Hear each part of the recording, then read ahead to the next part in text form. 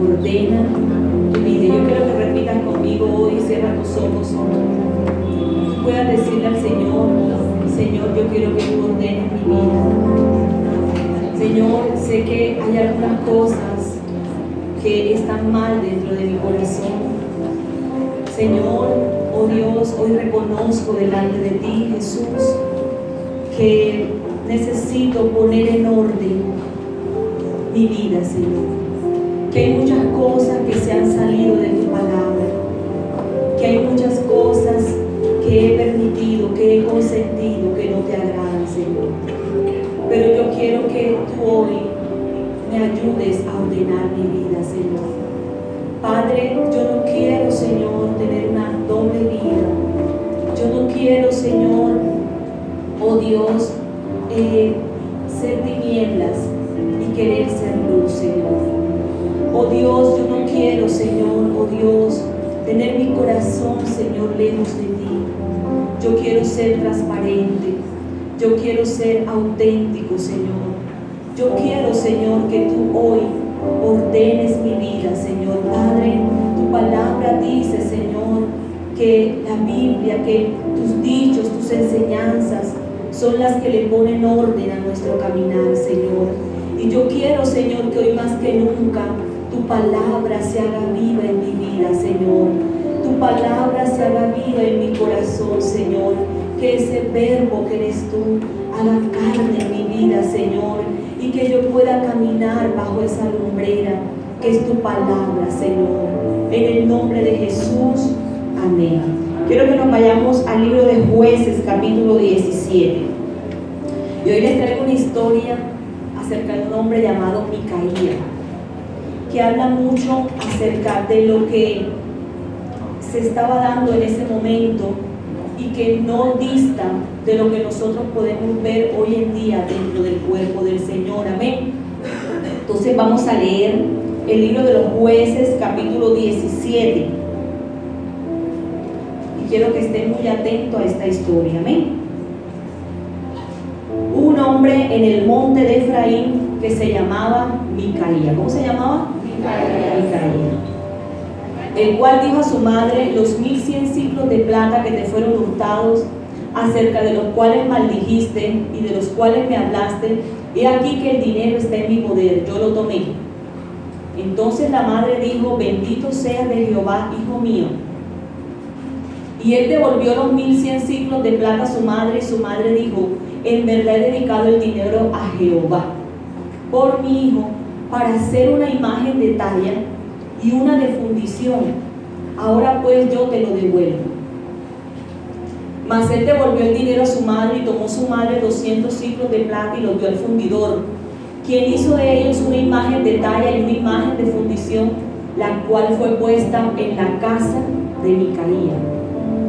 Y este hombre Micaía tuvo casa de dioses, e hizo efod y terafiles, y consagró a uno de sus hijos para que fuera su sacerdote.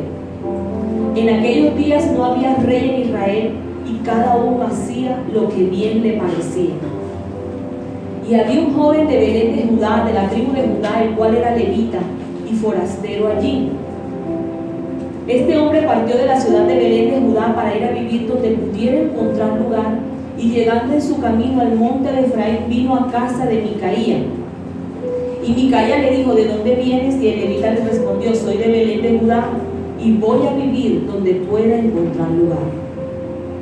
Entonces Micaía le dijo: quédate en mi casa y serás para mí padre y sacerdote, y yo te daré 10 ciclos de plata por año, vestidos y comidas. Y el levita se quedó. Agradó pues al levita morar con aquel hombre, y fue para él como uno de sus hijos. Y Micaía consagró al levita, y aquel joven le servía de sacerdote y permaneció en casa de Micaía. Y Micaía dijo: ahora sé que Jehová me prosperará, porque tengo un levita por sacerdote. Tremenda mezcla que hay aquí entre Dios y los ídolos. Amén. Vamos a hablar precisamente de eso hoy. Amén. Un periodo en la historia de Israel, un periodo oscuro, y fue entre la muerte de Sansón y el ministerio de Samuel. Entre la muerte de Sansón, que fue el último juez de Israel de ese tiempo, después de Josué, se levantaron jueces. El último juez fue Sansón, y de Sansón hasta Samuel hubo un periodo de oscuridad, un periodo considerado uno de los más desastrosos de la historia. Fue tiempo de abuso, de desorden, de atropello, de injusticia, de crimen, de violencia, de saqueos, de idolatría, de corrupción religiosa y también de corrupción espiritual.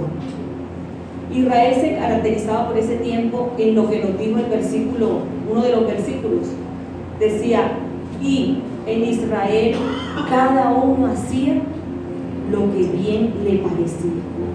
Es decir, había un tremendo individualismo, había un individualismo radical, ¿verdad? Y podríamos decir que la palabra que define lo que había en esos tiempos es la palabra anarquía. Anarquía. ¿Qué significa la palabra anarquía? Significa desprovisto de toda regla, desprovisto de toda norma, desprovisto de todo principio rector, desprovisto de jerarquía. No hay gobierno, hay ausencia de reglas. ¿Y sabes qué gobierna en los tiempos de anarquía? Gobiernan las opiniones propias, gobiernan los impulsos y la exaltación de lo que tú quieres imponer es lo que reina, o de lo que el hombre quiere imponer en los tiempos de anarquía. Todo esto trae una tremenda confusión y un tremendo desenfoque. Imagínense que todos los que estamos aquí, que somos como 70, 80 hoy, imagínense que aquí todos hicieran lo que bien les parezca.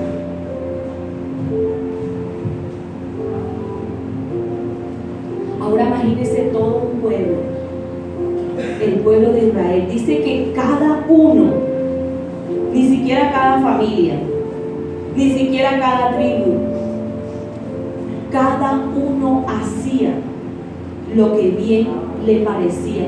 Y en otras versiones dice, cada quien hacía lo que le daba la gana, cada quien hacía lo que bien a sus ojos, a sus propios ojos le parecía. Y otras versiones dicen, cada uno hacía lo que a su propio criterio le parecía que estaba bien. Y la frase se repite 4 veces, es decir, que eso era el panorama de ese pueblo. Eso era lo que estaba sucediendo, amén. Y sabes, hermano, ¿por qué vino el pecado original? ¿Por qué pecó esa primera pareja? Porque dice la palabra que a Eva le pareció que aquel fruto que era prohibido para ella, a ella le pareció que no era tan prohibido, amén. Y sabes, yo veo cristianos diciendo, es que a mí me parece que sí. Y yo creo que esa palabra debe desaparecer del vocabulario de nosotros, porque no es lo que a nosotros nos parezca, es lo que la Biblia dice que nosotros tenemos que hacer, amén. Porque hay caminos que al hombre le parecen que están correctos, le parecen que están buenos, pero ¿cuál es su final?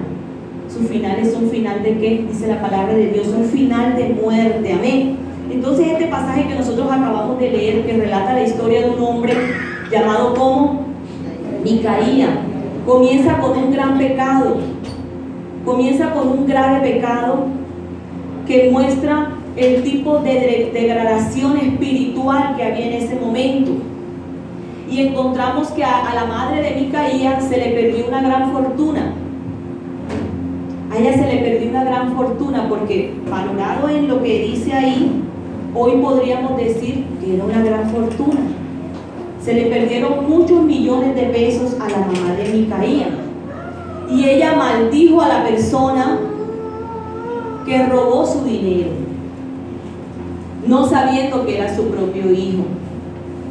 Cuando su hijo llegó y le dijo, fui yo el que lo robé, aquella maldición que ella había enviado sobre quien le robó su dinero, ella rápidamente la cambió por una bendición.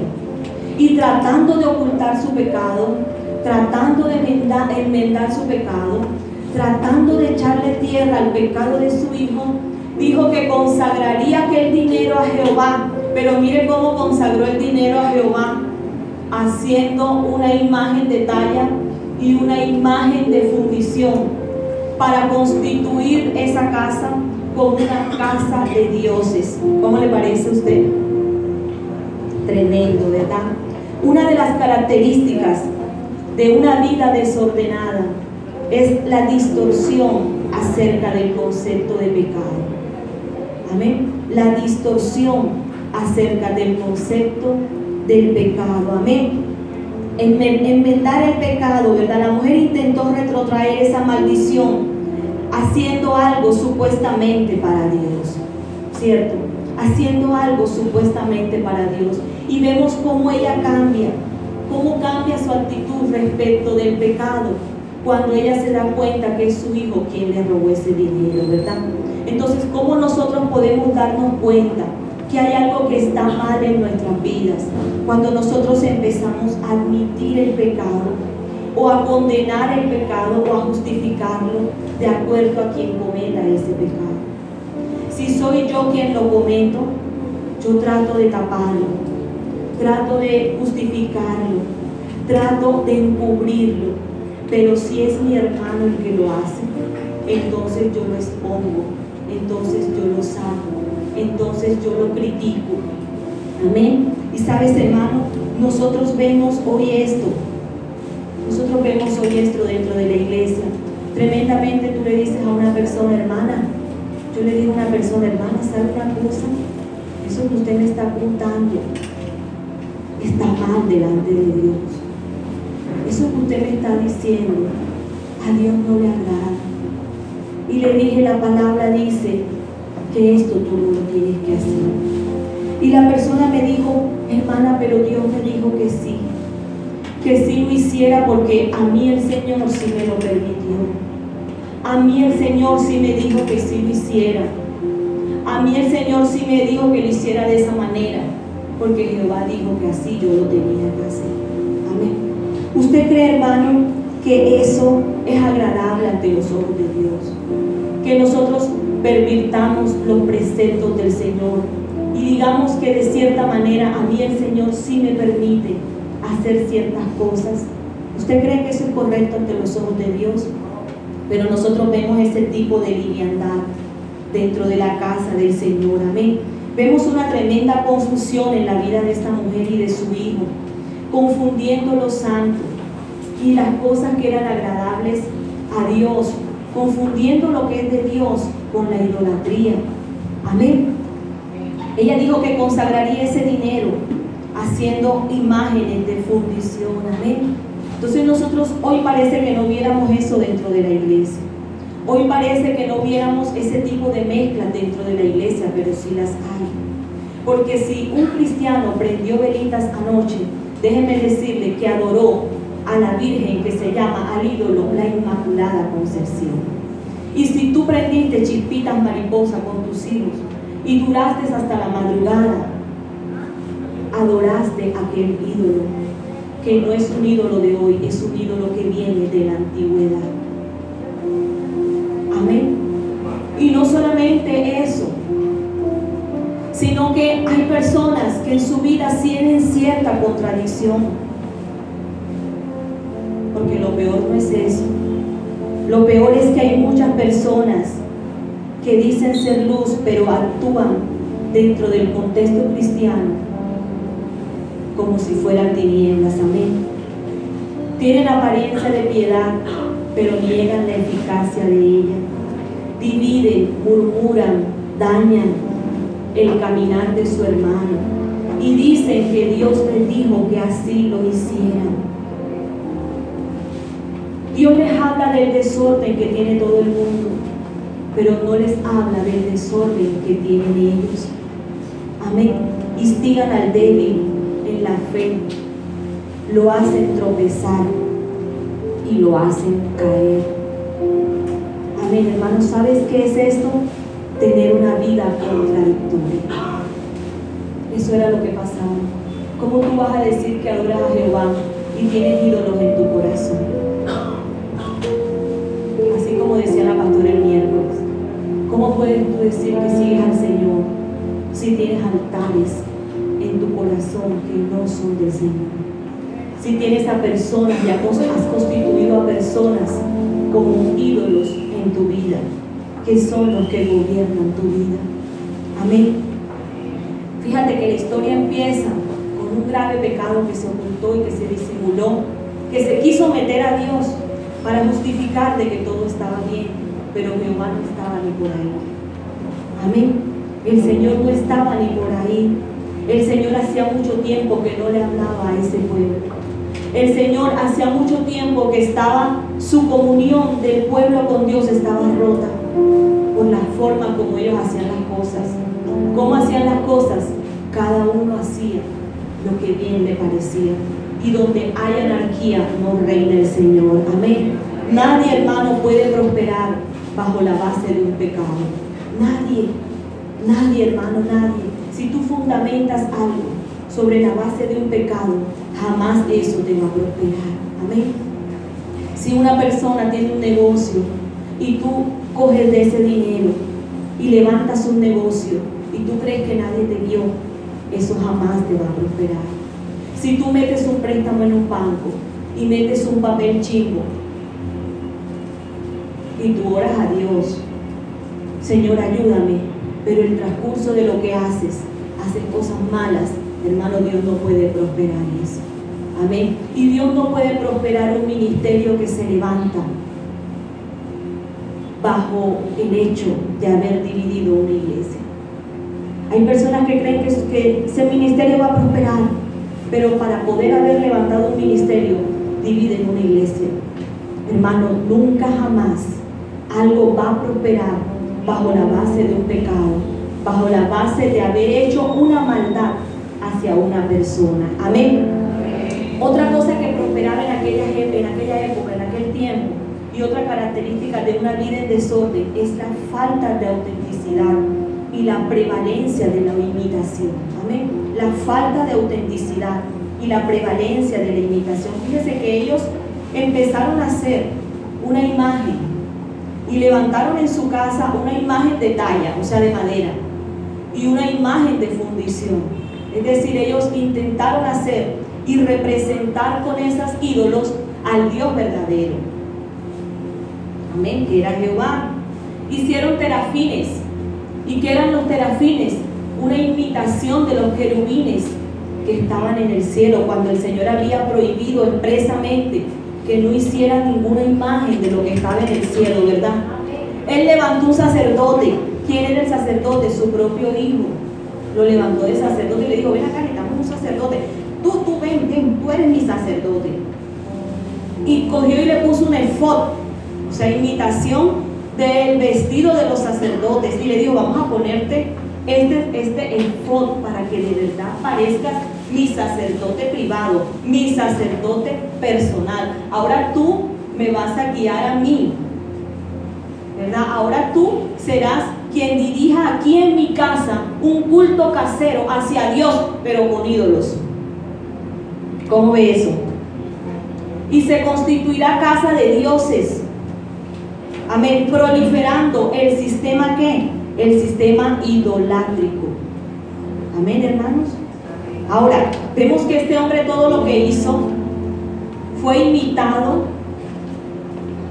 de cómo Dios había ordenado que fuera su verdadera adoración, de cómo Dios ordenaba que fuera un culto a Él. Él imitó todo eso y pensó que por imitarlo él estaba bien, ¿cierto? Vemos entonces que este hombre estableció su propio sistema de adoración. Repita conmigo: su propio sistema de adoración. Hermano, es un sistema donde la gente es quien establece cómo, dónde y cuándo adorar a Dios. Y es la gente la que define cómo será su relación con Dios. Y es la gente la que decide cuándo y en qué tiempo servirá al Señor. Tremendo, porque el centro de la vida de esa persona no es Dios, sino que es Dios quien tiene que girar alrededor de sus malas decisiones. Y tienen la osadía de decir que Dios está con ellos. bendice en todo lo que ellos hacen. Hermanos, nosotros no podemos adorar a Dios, ni servirle a Dios, ni relacionarnos con Dios de cualquier manera. Es a la forma de Él y a la manera de Él, no a la manera de nosotros. Porque cuando cada uno de nosotros empezamos a creer que su opinión y la exaltación de su opinión es la que tiene valor, entonces empezamos a estar mal dentro de la iglesia. Amén, hermano. Empezamos a estar mal dentro de la iglesia. Tenía una vida imitada y no auténtica. Sabemos que Satanás es el primer imitador de Dios. Ustedes saben eso, ¿verdad? Ustedes saben que van a venir un anticristo imitando al verdadero Cristo. Y así muchas cosas hace Satanás, imitando al Dios verdadero, ¿cierto? Y tremendo, hermano, porque nosotros estamos rodeados de gente que no es auténtica y que dice que es cristiana, pero no es auténtica. Y sabemos que ninguno de los que estamos aquí somos perfectos. Todos estamos en una lucha diaria contra el pecado. Y si tú no estás en una lucha diaria contra el pecado, pellízcate, porque has podido entrar en una religiosidad y en un confort espiritual. Pero una cosa es que seamos imperfectos, y una cosa, hermano, es que nosotros dejemos de ser auténticos. Amén. ¿Sabes? Cuando yo estoy en mi trabajo, que por ejemplo me llego por primera vez a un escenario laboral, yo lo primero que empiezo a ver es quién es auténtico de verdad. Y no me fijo en las personas que muestran cosas, sino en aquellas personas que son auténticas. Porque las personas que son auténticas, tú sabes qué esperar de ellas. Pero hay personas que fingen que son lo mejor, que fingen que son espirituales, que fingen que son los que más oran, hermano, y hacen unas cosas que están muy lejos de agradar a Dios. Amén, hermano. Así que podemos ser imperfectos, amén, pero nunca, hermano, sea cizaña en medio del trigo. Y la imitación más cruenta de que relató Cristo dentro de la iglesia es la cizaña, porque es igualita que el trigo, es idéntica al trigo. Y en el ámbito de la botánica, así es. El trigo y la cizaña no tienen ninguna clase de diferencia. Tanto así que ni los segadores, ni los campesinos, ni los agricultores pueden determinar cuál es la cizaña y cuál es el trigo. ¿Y sabes cuándo el segador se da cuenta que es trigo? Al final de la cosecha. Porque al final de la cosecha el trigo se escuelga. El trigo se escuelga. ¿Sabes por qué se escuelga el trigo? Por el fruto que él produce. Pero la cizaña queda erguida, porque ya no tiene absolutamente nada que dar. Y eso habla del espíritu orgulloso de las personas cizañeras. Nunca aceptan la corrección, amén. Pero el trigo se inclina no solamente por el fruto, sino por su humilde corazón que reconoce los procesos de Dios en su vida. Amén, hermano, que se deja corregir y que tiene un corazón moldeable. Amén, hermano. Y sabes algo, hay mucha cizaña dentro de la iglesia. Hay mucha cizaña dentro de la iglesia queriendo dañar el trigo, porque ni ellos son santos, ni ellos buscan al Señor, ni ellos producen ninguna clase de fruto, y tratan de dañarle el caminado a aquellos que verdaderamente están buscando de Dios. Hermano, nosotros como cristianos no se nos puede pasar por alto quién verdaderamente al lado tuyo puede ser una cizaña y está fingiendo que es un trigo. Porque un hermano que te habla mal de la iglesia y te dice vámonos que este lugar está mal, es una cizaña, porque un trigo jamás hace eso.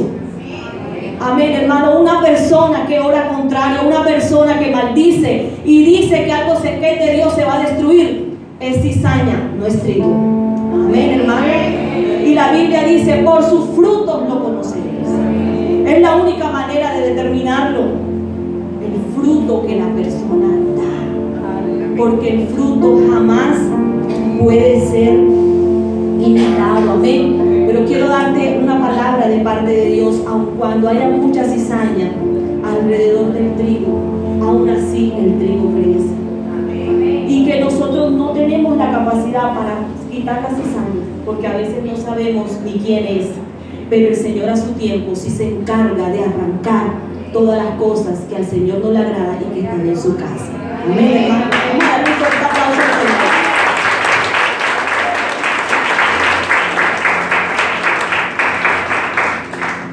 Este hombre estableció su propio culto casero.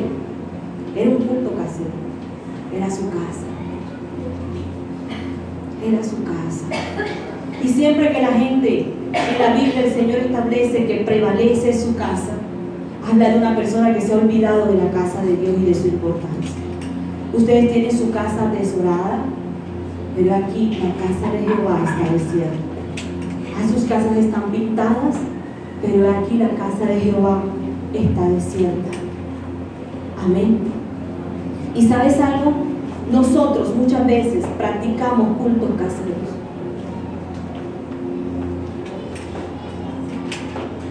Porque hay personas. Yo fui a visitar a una hermana, no de aquí, hace tiempo. Hermana, ¿por qué no ha ido a la iglesia?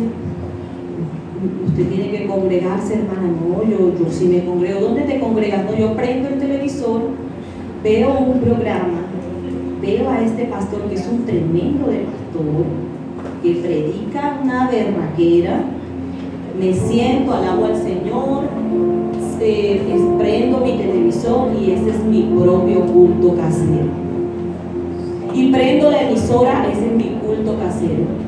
¿Y usted por qué no vino al ayuno? Porque yo hago ayuno en mi casa. Venga, hermana, acompáñenme a orar, vamos a subir a orar. No, hermana, ya yo oré en mi casa. Una cosa es tu casa, pero la Biblia nos manda a estar en la congregación de los justos. Y el rey David dijo: prefiero, ¿verdad?, un día en la casa de Dios que 1000 fuera de ella. La importancia de la casa de Dios. Amén, hermano.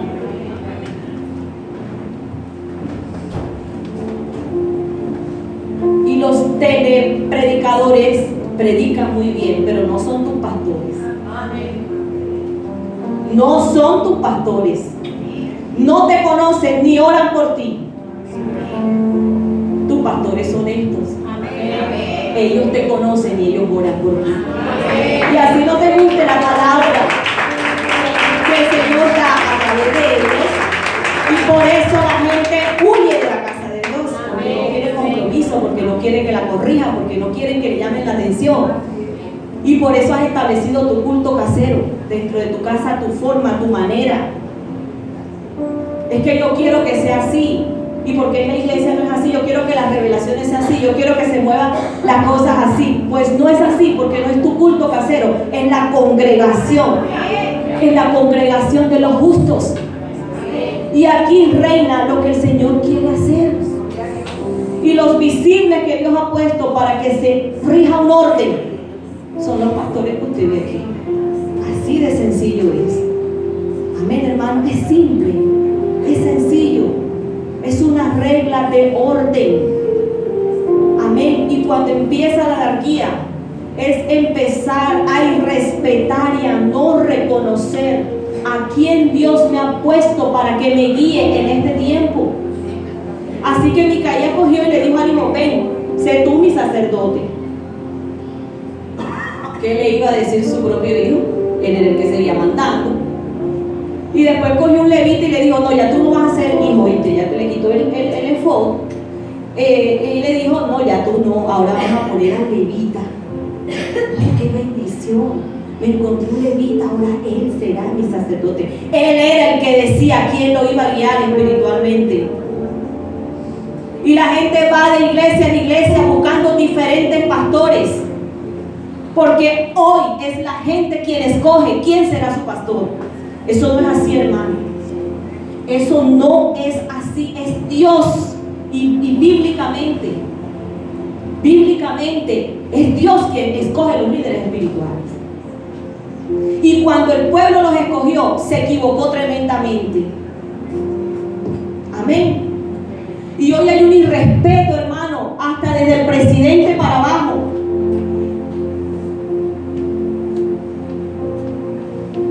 porque respetamos la autoridad que Dios ha puesto sobre nuestras vidas. Yo sé que a usted no le gusta el presidente, pero ese fue el que Dios puso ahí. Ore para que Dios lo cambie. Pero hasta ahora él se va a quedar 4 años, porque esto es un gobierno democrático, pluralista, participativo, y aquí se eligió así. A él nadie lo va a sacar de ahí, ni con marcha ni con nada. Eso no quiere decir que usted no lo puede hacer, sí lo puede hacer, pero ese es un gobierno legítimo y Dios lo puso ahí. Entonces de ahí para abajo estamos mal, porque así como queremos tener una anarquía, aquí queremos tener una anarquía dentro de la iglesia, hermano. No es así. Aquí hay un principio rector, aquí hay unas normas, aquí hay unas reglas, aquí hay jerarquía, y el día que no lo haga, entonces estamos mal. Amén. Pero donde usted ve orden, apoye el orden, pero no empiece con su desorden diciendo que el Señor se lo muestra que sea así, porque no es así. Amén. No es así. Eso fue lo que hizo este varón. Amén. Eso fue lo que hizo este varón. La Biblia dice en Hebreos 13:17: obedece a tus pastores y sujétate a ellos, porque ellos son los que velan por tu alma y son los que van a dar cuentas por ti, para que lo hagan con alegría y no quejándose, porque esto no es provechoso. Quizás nosotros somos los culpables de que muchos pastores quieran renunciar y que no lo hagan con alegría. Y pregúntate tú, hermano, si tú eres el motivo de la queja de tu pastor y de que él quiera renunciar y no volver más aquí. Que no creo. ¿Verdad? Pero nosotros no sabemos cuántas veces hemos sido, en vez de la alegría de nuestros pastores, la tristeza y el dolor de ellos. Qué tristeza que la misma iglesia esté provocando un estrés fuerte en sus pastores. Qué triste que no le demos alegría. Y es tan simple darle alegría a un pastor con que él lo vea aquí. Es suficiente. Pero hasta para que la gente se congregue, hermano, es una lucha de un pastor. Tremendo. ¿Por qué, hermano? Porque nosotros somos así, porque hemos llegado a ese extremo espiritual, y cuando leímos la palabra pensábamos que eso no tenía nada que ver con nosotros. Amén. Y sí, nosotros estamos así en esa condición. Por eso yo te digo, ordena tu vida. Tú sabes que un pastor es la provisión de Dios para el cuidado de su iglesia. La provisión de Dios para el cuidado de su iglesia es un pastor.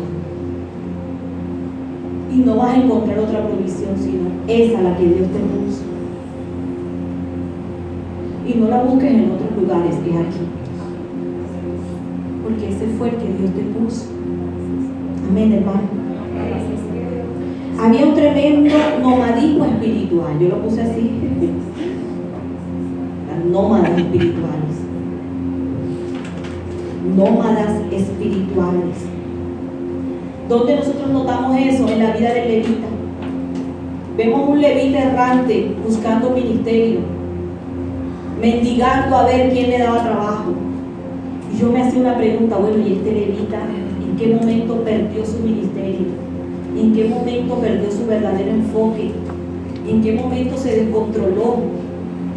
Porque le voy a decir una cosa: los levitas no tenían tierra, pero ellos dependían de Dios y el pueblo los sostenía. Pero este levita cogió su mochila y se fue a aventurar a que lo contrataran para ser un sacerdote privado de una persona. Hermano, tristemente hay muchas personas errantes y hay un turismo espiritual en las iglesias, pasando de un lado a otro porque están desenfocados. Como decía mi pastora anterior, tenía una pastora que era muy tesa, y Y ella decía, cuando encuentre una iglesia perfecta, no vaya porque usted la daña. Así es. Claro. Cuando usted llegue y yo llego, la dañamos enseguida. Pero no la va a encontrar. Amén. Pero la gente está buscando un turismo, a ver qué encuentro, a ver cuál es la última profecía, a ver cuál es la última unción, a ver que este Dios lo usa, este Dios no le usa, pero es símbolo de que hemos perdido la visión. El hombre había perdido su ministerio levítico que Dios le había entregado, no sabía ni de qué se trataba eso. Amén. Hermano, yo te hago una pregunta: ¿tú en qué momento te desenfocaste? ¿En qué momento dejaste de perseverar de tu llamado? ¿En qué momento, hermano, hay tantos creyentes errantes y sin dirección, pasando de un lado a otro, sin establecerse en ninguna parte? Amén. ¿Por qué actúas como si no tuvieras casa, si tú tienes casa? Y tu casa es esta. Amén. Amén. No actúes como si no tuvieras casa, porque tú tienes una casa y tu casa es esta. Amén. Amén. Y tú aquí vas a crecer y vas a ser multiplicado. ¿Tú lo crees? Amén.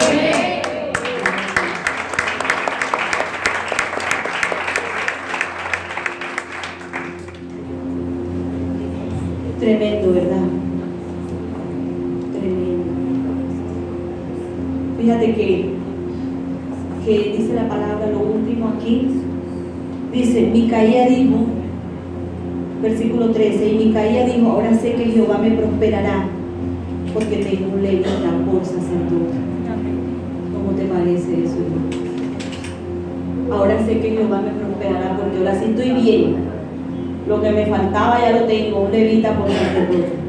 Yo no entiendo cómo mucha gente puede decir que Dios está con ellos y que Dios les habla.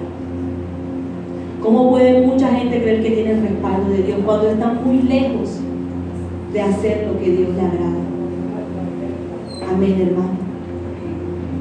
Yo quiero que en esta mañana tú te colocas en pie.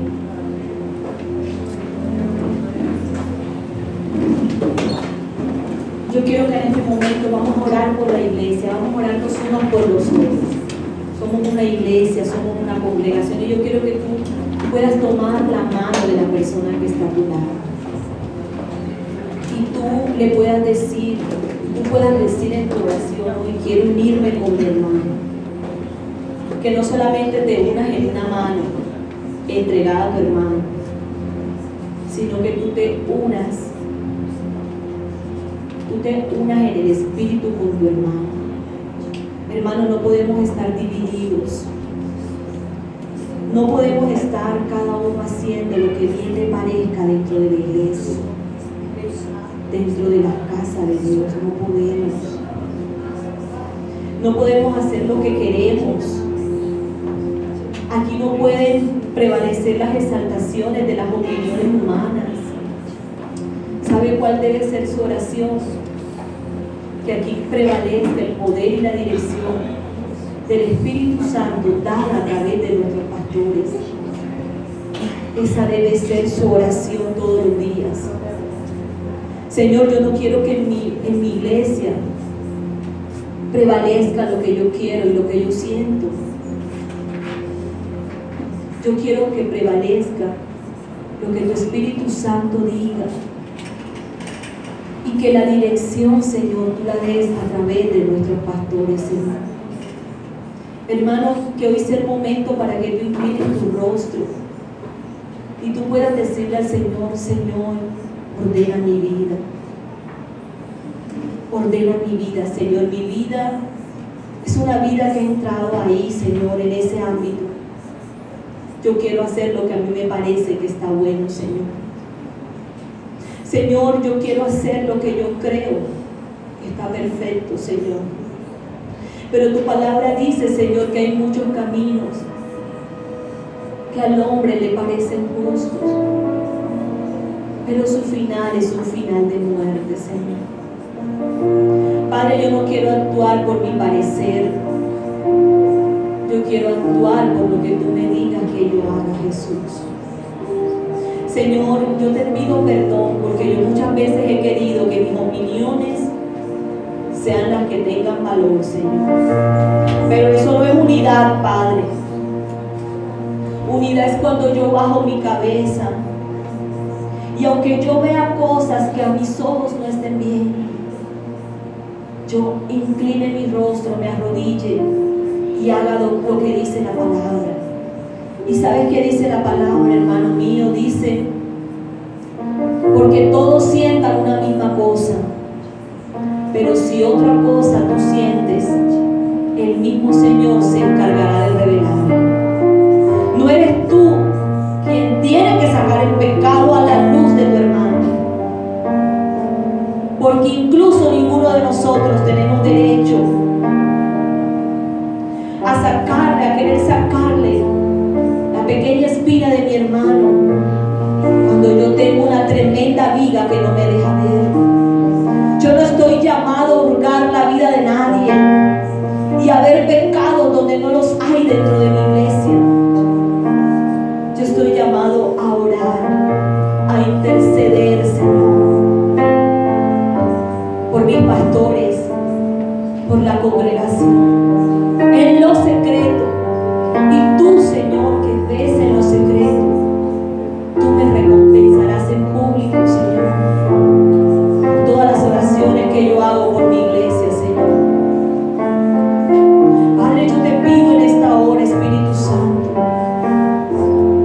que tú traigas orden a mi vida, que tú traigas orden a tu iglesia, no solamente a esta iglesia, Señor, a la iglesia a nivel general, que está viviendo tiempos de crisis, que está viviendo tiempos de idolatría, porque han levantado a personas y las han hecho ídolos en su corazón. Han levantado personas que guíen sus vidas. Hermano, ¿sabes algo? A ti no te puede guiar la opinión de una persona, ni te puede guiar el comentario de una persona. A ti te tiene que guiar la palabra del Señor. Hermano, ¿sabes que si tú eres trigo, permanece en este lugar? Porque el trigo, hermano, permanece y da fruto al 100 por 1. Pero no dejes que la cizaña te saque de aquí, porque este es tu lugar de bendición. ¿Sabes por qué, hermano? Porque tú no eres un levita errante que tienes que estar de iglesia en iglesia buscando lo último y lo mejor. Tú tienes ministerio, tú tienes un llamado, y tu llamado está para el cumplimiento en este lugar. Así que no dejes que nadie dañe tu corazón. No dejes que nadie dañe tu vida. Si algo tienes que identificar, hermano, es quién es la cizaña que está a tu alrededor. Porque nadie que sea trigo, hermano, te hará tropezar ni te hará caer. Así que hoy ora por tu iglesia, para que tu iglesia se fortalezca. Ora por este lugar. Yo sé que has venido con muchas cargas, con muchas dificultades. Yo sé que has venido con muchas cosas en tu vida, pero quiero decirte algo. Hoy vamos a ordenar nuestras vidas primero, porque sé que se acaba el año y Dios confirma para ti promesas, sueños y anhelos. Pero si no ordenas tu vida, nada de eso podrá ser real. Vamos a perder las bendiciones porque no tenemos una vida ordenada. Así que hoy es el momento de pedirle perdón al Señor por esa manera como hemos establecido nuestros cultos caseros y hemos abandonado